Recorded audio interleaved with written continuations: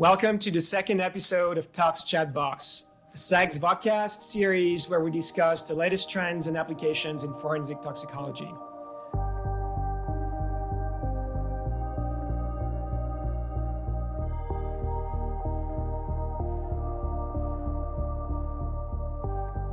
Pierre Negri from SciX, and in today's episode, we're going to talk about detecting novel psychoactive substances in toxicology casework.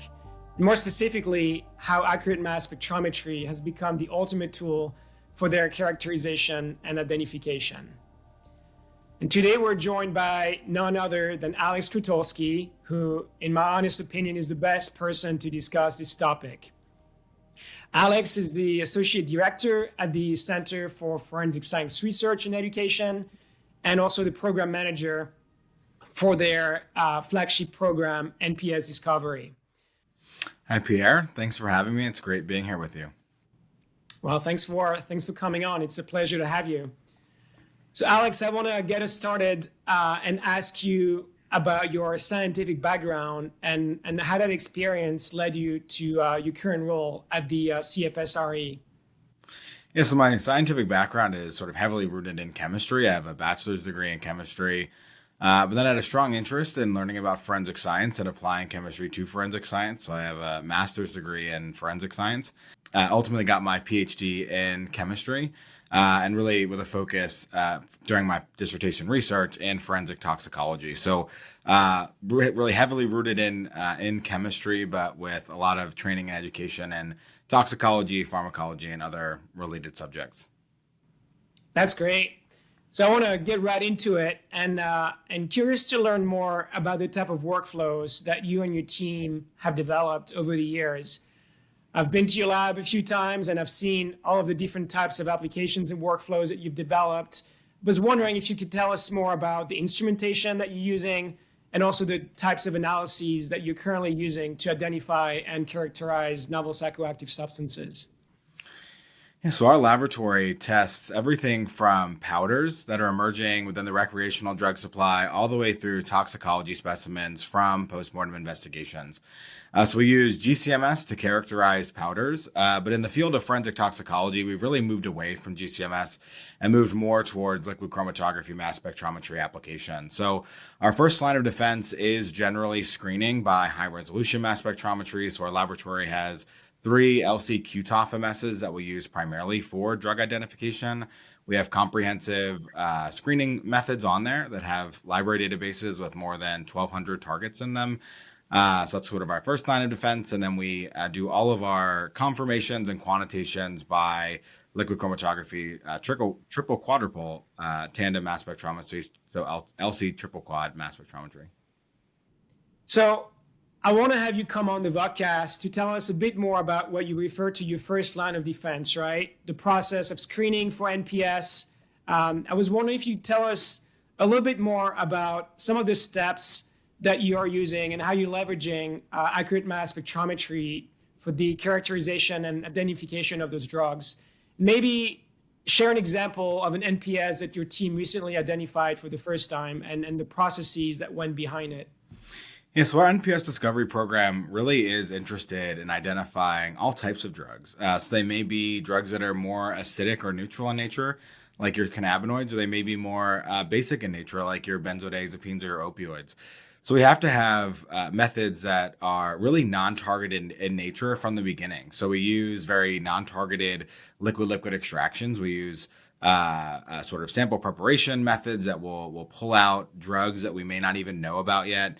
Our acquisition methods, we use swath acquisition and really have focused specifically on data independent acquisition modes to be able to make sure we are gathering all the information from a sample, regardless of whether or not we know what the next new drug that's going to sort of pop up may be.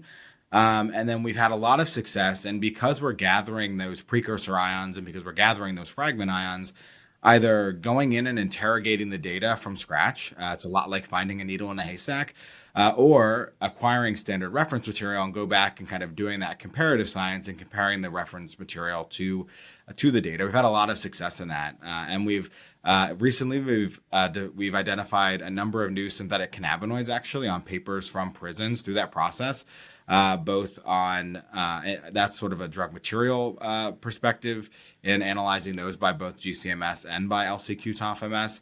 And then we're continuing to identify new synthetic opioids in the recreational drug supply in forensic toxicology specimens. That's fascinating. Thank you for sharing that. I've always been a big fan of all the retrospective data analyses that you're doing and what you guys coined data mining. I think it's fascinating and really speaking about the power of those data independent acquisition methods on your high resolution mass spec. So as you mentioned, and as I can only imagine, software is very key in providing the ability to really dig deep into the data, right? So I was wondering if you could tell us a bit more about the software and some of the bioinformatic tools that you're using for this process.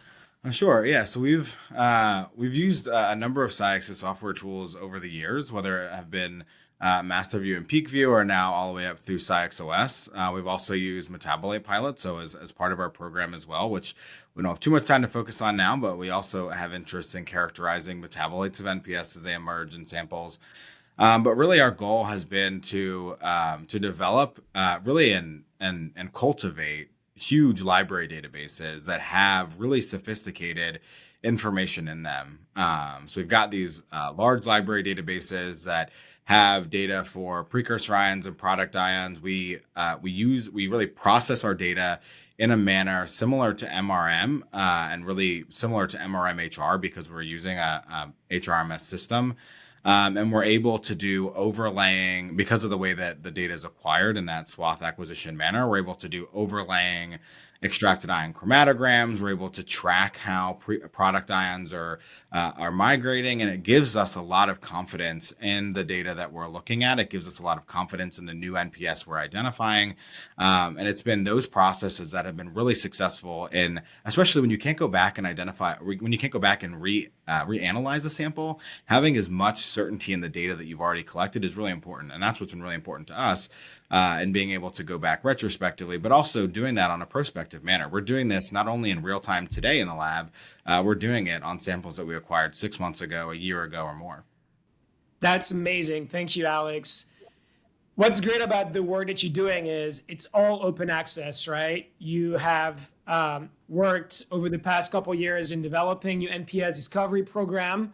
And for those who are not familiar with it, all the information that you talked about is kind of disseminated and shared on your NPS Discovery website. So I was wondering if you could give us a quick summary of the work that you're doing and the type of information that people can look for on your website. Sure. Our website is really easy to find. It's www.npsdiscovery.org.